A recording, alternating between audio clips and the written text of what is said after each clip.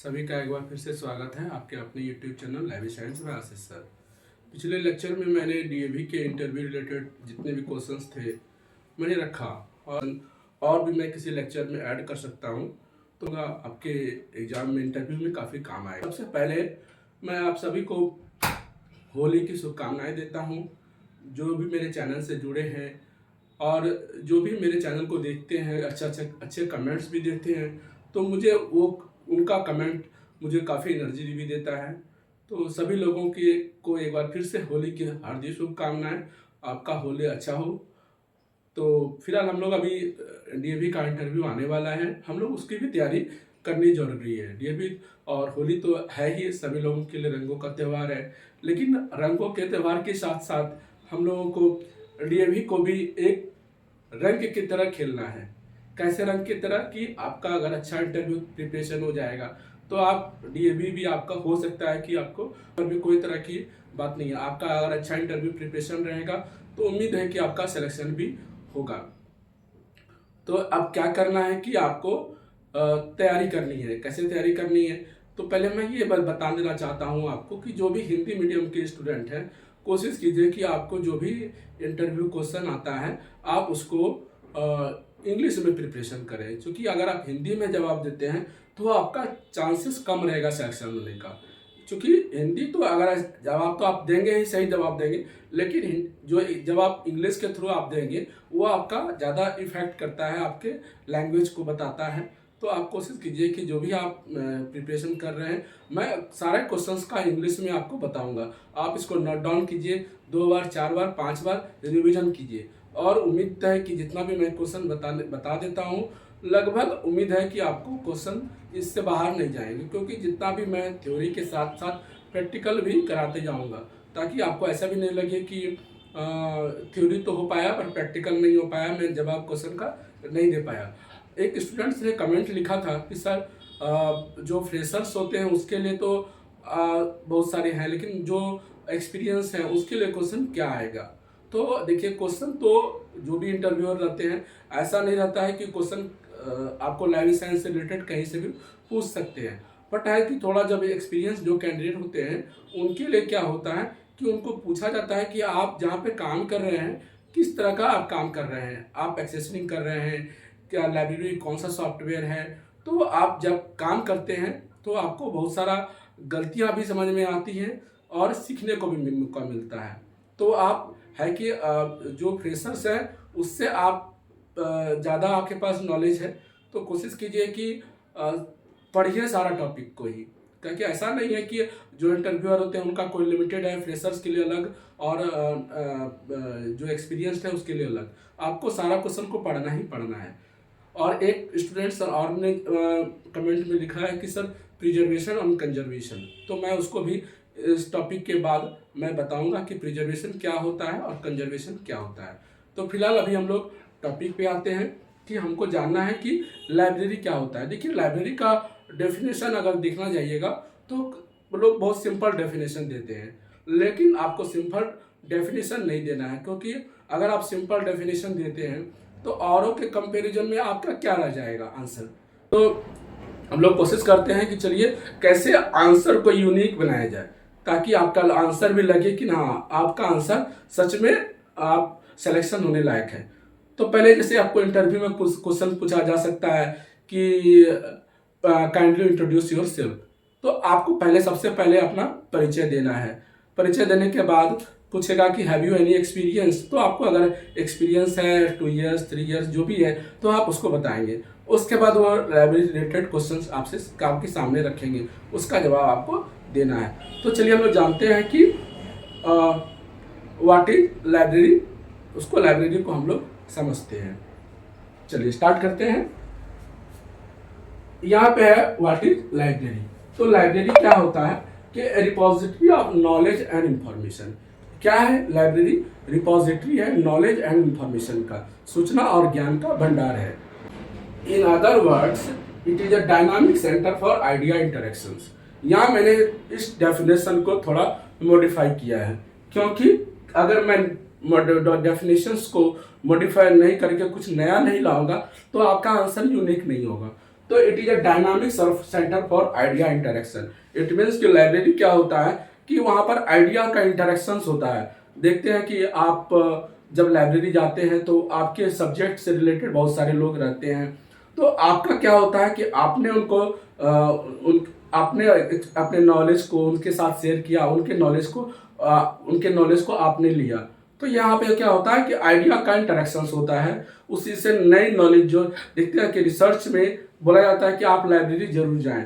क्यों बोला जाता है कि रिसर्च में क्या होता है कि डिफरेंट डिसिप्लिन्स के लोग रहते हैं, वहाँ पर कुछ नई चीज़ें आपको सीखने को मौका मिलती है। तो लाइब्रेरी क्या है कि आपको idea dynamic centre for idea interactions.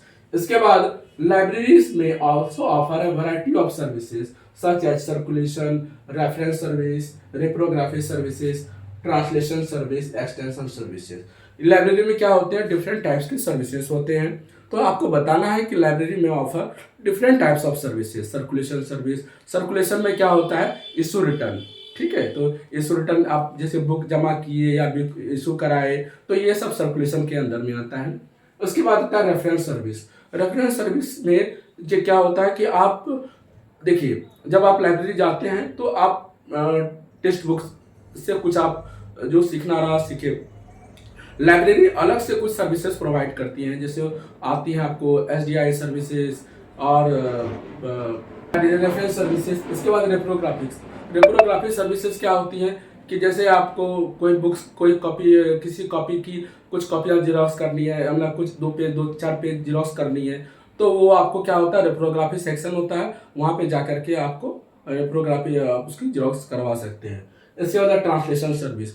Translation service जैसे आप मान लिए मैं हिंदी पढ़ने वाला हूँ और कोई कॉपियाँ अगर इंग्लिश में है तो मैं पढ़ नहीं पाऊंगा, तो या लाइब्रेरी में ट्रांसलेशन सर्विस भी होती है कि आपको वो उसका ट्रांसलेट करके आपको दिया जाएगा। तो इसी तरह बहुत सारे एक्सटेंशन सर्विस भी होती हैं। एक्सटेंशन सर्विस मैं अलग से फिर कभी लेक्चर में बताऊंगा। फिलहाल यहाँ पर लाइब्रेरी को इतने ही हम लोग जाने कि लाइब्रेरी में क्या क्या सर्विस प्रोवाइड की जाती हैं। और लाइब्रेरी एक सर्विस इंस्टीट्यूशन है, it is a service institution. कैसे सर्विस इंस्टीट्यूशन, आप देखते हैं कि लोग कहेंगे कि नहीं, it is a collection of books, maps, Atlas. तो यहाँ पर तो आप जाएंगे जनरल बुक स्टोर, वहाँ पर भी कलेक्शन है रीडिंग मटेरियल्स का, लेकिन वो और आपके लाइब्रेरी में क्या डिफर हो जाता है। तो लाइब्रेरी क्या है, एक सर्विस इंस्टीट्यूशन है, बट एक जो बुक स्टोर होता है उनका काम होता है कि हमको इसके बदले में पैसा चाहिए। उनका मेन क्या होता है कि earning. But library is a not a profit institution, it is a service institution. Okay, then हम लोग फिर आते हैं व्हाट इज ऑटोमेशन। ऑटोमेशन क्या होता है कि हम लोग समझते हैं कि automation refers to the use of technology to perform task with minimal human intervention. अब क्या है कि जिसमें कम से कम ह्यूमन का इंटरेक्शन या इंटरवेंशन होता है, और ये क्या करता है, टेक्नोलॉजी पर डिपेंड करता है, टेक्नोलॉजी से ही। In the context of libraries, automation refers to the implementation of technology to streamline and improve various library function and services। क्या करता है कि ऑटोमेशन के थ्रू ही क्या करते हैं, लाइब्रेरी में डिफरेंट सर्विसेज को एक नया प्रभाव मिलता है, गति मिलती है, और जितने भी फंक्शंस हैं, सर्विसेज हैं, ऑटोमेशन के थ्रू। जैसे हम कहते हैं ना कि अगर हम लाइब्रेरी में सिस्टम प्रोवाइड कर दिया जाए, और पहले की जो ट्रेडिशनल लाइब्रेरी हुआ करती थी वहाँ एक बुक कैटलॉग होता था, लोग सर्च करते थे, तो एक टाइम में एक ही यूजर्स यूज कर सकते थे। बट आज की लाइब्रेरी में डिफरेंट टर्मिनल्स होते, लोग सर्च कर सकते हैं बुक को और उसको इशू रिटर्न भी करा सकते हैं। तो जहाँ पर एक दिन में 10-15 इशू होता था, आज एक दिन में 100, 200, 400, 500 कोई लिमिट लेंगे, वहाँ तक इशू हो सकता है। तो इसका क्या है कि ऑटोमेशन क्यों जरूरी है, इसको हम लोगों ने बताया। इसके बाद है कि what is library automation. Library automation involve the use of software and hardware to automate task such as cataloguing, circulation, acquisition, classification, etc। Library automation क्या करता है, इन्वॉल्व करता है द यूज ऑफ सॉफ्टवेयर। अब लाइब्रेरी सॉफ्टवेयर क्या है, automation software जैसे कोहा हो गए, ई ग्रंथालय हो गए, ये क्या करते हैं, ये लाइब्रेरी में जितने भी फंक्शंस होते हैं उसी को ध्यान में रखते हुए इन सॉफ्टवेयर को बनाया गया है। तो वो क्या होते हैं जिसमें डिफरेंट कौन कौन से हैं, तो कैटलॉगिंग है, सर्कुलेशन है, एक्विजिशन है, क्लासिफिकेशन है, automation. Automation helps to increase the efficiency of library operations. Automation क्या करता है? इंक्रीज मतलब बढ़ाता है किसकी एफिशिएंसी को, लाइब्रेरी ऑपरेशन की एफिशिएंसी को बढ़ाता है। इनेबलिंग क्या करता है? Staff to focus on providing better services, जिससे क्या करते हैं स्टाफ क्या करते हैं बेटर सर्विस को दे पाते हैं पैटर्न्स को। पैटर्न्स कौन हो गए? यहाँ पर यूजर्स को ही पैटर्न्स बोला जाता है। ये यूएस का वर्ड है पैटर्न्स, जिसको यूजर्स को ही बोला जाता है पैटर्न्स। तो आप यहाँ पर इतना ही फिलहाल हम लोग आज समझ लिए अभी कि what is library automation, what is automation and what is library automation. तो इसका आपको जो भी है इसका नोट्स बना लीजिए, 2 बार 4 बार 5 बार पढ़िए। पढ़ने के बाद आपको क्या हो जाएगा कि आपको इंग्लिश याद हो जाएगा, आपसे पूछा ही जाएगा तो आप क्वेश्चन को आप इंग्लिश में जवाब देना है, हिंदी में जवाब देने की कोशिश ना कीजिए। तो मेरा ये सजेशन रहेगा। इससे आप इससे आपका स्किल भी बढ़ेगा और आपको एक कॉन्फिडेंस लेवल भी बिल्डअप होगा। तो फिलहाल अभी 3 चीज़ों का हमने पढ़ा है। फिर नेक्स्ट स्लाइड में मैं कॉल नंबर, क्लास नंबर और एक्सेशन नंबर, ये तीनों को लेके आता हूँ। फिलहाल आप इसको नोट कर लीजिए। चलिए तो फिर हम लोग आते हैं एक्सेशन नंबर पे। एक्सेशन नंबर क्या होता है लाइब्रेरी में, ये आपको जानना है। तो in library science and accession number is a unique sequential number assigned to each item like a book or record when it's formally added to library's collection, indicating the order of acquisitions। ये क्या होता है कि accession number क्या होता है? Library का unique number होता है जो प्रोवाइड किया जाता है बुक को। डॉक्यूमेंट्स होते हैं उस सारे को एक्सेशन नंबर प्रोवाइड किया जाता है। लाइक अ बुक और other records when it's formally added to library collection, indicating the order of acquisition. मतलब इंडिकेट करता है कि वो किस ऑर्डर में कब खरीदी गई है, इसको लेकर के वो पूरा एक्सेशन नंबर बताता है कि और लाइब्रेरी में जितने भी बुक्स डॉक्यूमेंट्स होते हैं हर एक का एक्सेशन नंबर होता है। ऐसा नहीं कि सपोज दैट आप एग्जांपल के रूप में बता देता हूँ कि जैसे सीसी की मान लिया लाइब्रेरी में 10 कॉपियाँ हैं तो 10 का अलग अलग नंबर होगा। ऐसा नहीं कि मैंने एक का नंबर दे दिया और सबको डू कर दिया, ऐसा नहीं। एक नंबर में अगर एक 01 में है तो लेकर के 10 तक नंबर होगा। बुक्स में जितने भी लाइब्रेरी में डॉक्यूमेंट्स होते हैं सबका यूनिक नंबर होता है, सब में एक्सेशन नंबर दिया जाता है। नेक्स्ट आते हैं हम लोग class number. It is a part of call number that indicates the subject area और टॉपिक ऑफ अ बुक और resource helping to organize and locate materials on library. यह क्या क्या होता है कि it is a part of call number. यहाँ पर मैं अभी आपको कॉल नंबर यहाँ पर जानना जरूरी है, तो मैं यहाँ पर जब मैं कॉल नंबर आऊँगा तो मैं बता देता हूँ। अभी फिलहाल तो क्या है, कॉल नंबर दैट इंडिकेट क्या करता है? सब्जेक्ट को इंडिकेट करता है। क्लास नंबर किसको इंडिकेट करता है कि वो जैसे सपोज दैट जब आप डीडीसी पढ़ेंगे या सीसी पढ़ेंगे, जैसे मान लीजिए आप मैथमेटिक्स, तो मैथमेटिक्स का नंबर डीडीसी में होता है 510। तो हम क्या करेंगे, तो 510 किसको इंडिकेट करता है कि मैथमेटिक्स को इंडिकेट करता है। और वो जब सेल्फ पे रखी जाती है तो वो एक सीक्वेंस में रखी जाती है डेसिमल सिस्टम के आधार पे। तो यहाँ पे होता है इंडिकेट द सब्जेक्ट एरिया और topic of a book resources, जो या रिसोर्स वो लाइब्रेरी कोई भी बुक्स लाइब्रेरी में जब हो गया है तो वो रिसोर्स के रूप में उसको हम लोग जानते हैं। हेल्पिंग क्या मदद करता है? टू ऑर्गेनाइज एंड लोकेट करने में भी और अरेंज करने में भी क्लास नंबर हेल्पफुल है। Materials on library. नेक्स्ट आते हैं हम लोग call number. The call number of a book unit is the symbol used to fix the its position relatively to other books. अब देखिए कॉल नंबर और class number में क्या डिफरेंस है कि कॉल नंबर, तो कॉल नंबर में 3 चीजें मिलकर के बनी होती हैं, क्लास नंबर, बुक नंबर और कलेक्शन नंबर। तो क्लास नंबर किसका पार्ट हुआ? ये कॉल नंबर का ही पार्ट हुआ। तो हम लोग कॉल नंबर कैसे बनाते हैं कि जैसे उसमें क्लास नंबर हुआ, सपोज दैट एक एग्जांपल लेते हैं कि जैसे है टेक्स्ट बुक ऑफ अलजेब्रा। तो अगर आप भी लिखे होंगे और कोई दूसरे भी ऑथर लिखे होंगे उसको, तो दोनों का क्लास नंबर एक होता है। यानी अलजेब्रा का नंबर होता है 512। 512 इट मीन्स कि मैथमेटिक्स के अंदर आता है और 2 फॉर अलजेब्रा होता है। तो यहाँ पर 5.2। तो दूसरे भी ऑथर कोई भी लिखेंगे, मान लिया एक ऑथर है यहाँ पर राजीव श्रीवास्तव, और दूसरा एक ऑथर है, उन्होंने भी टेक्स्ट बुक ऑफ अलजेब्रा लिखा है, वहां लिखे हैं वो संजीव गुप्ता। तो दोनों का देखिए, ये श्रीवास्तव है, ये आपका गुप्ता हो गया। तो दोनों को हम लोग क्या करेंगे, डिफरेंशिएट कैसे करेंगे। तो यहाँ पर भी टेक्स्ट बुक ऑफ अलजेब्रा में क्या हो जाएगा, इनका भी नंबर, क्लास नंबर क्या हो जाएगा 5.2। लेकिन हम इसको बुक नंबर से कैसे डिफरेंशिएट करेंगे। तो यहाँ पर ये श्रीवास्तव है, तो यहाँ पर लिखेंगे SRI, और यहाँ पर इनकी बुक मान लिया जब पब्लिश हुई होगी, ठीक है, मान लिया 2024 में पब्लिश हुई होगी, तो यहाँ लिखेंगे 24। और इनकी बुक मान लिया अगर गुप्ता की बुक है तो यहाँ लिखेंगे GUP, और यहाँ मान लिया इनकी 2023 में पब्लिश हुई। तो बुक नंबर से दोनों को अलग कर लिए, ठीक है। अब हम देखिए, एक सिंपल मैं बता देता हूँ कि कॉल नंबर और दूसरे तरीका से समझने का। क्योंकि एक मोहल्ले में सपोज दैट अमित नाम से अगर लोग सर्च करने जाते हैं तो अमित नाम से बहुत लोग मिल जाएंगे, ठीक है। लेकिन हम लोग जानते हैं उसका गली, मोहल्ला, क्वार्टर नंबर, सो क्या होता है कि उसका कहाँ काम करते हैं। तो इन सारे सब चीज मिलकर के क्या बनता है, एक कॉल नंबर बनता है। तो एक बुक्स का एक कंप्लीट डिटेल्स, उनकी कब पब्लिकेशन हुआ था, उनके ऑथर का नाम क्या था, तो वो सब मिल करके एक कॉल नंबर बनता है। तो यहाँ पर हम लोग कॉल नंबर को आप समझ चुके होंगे।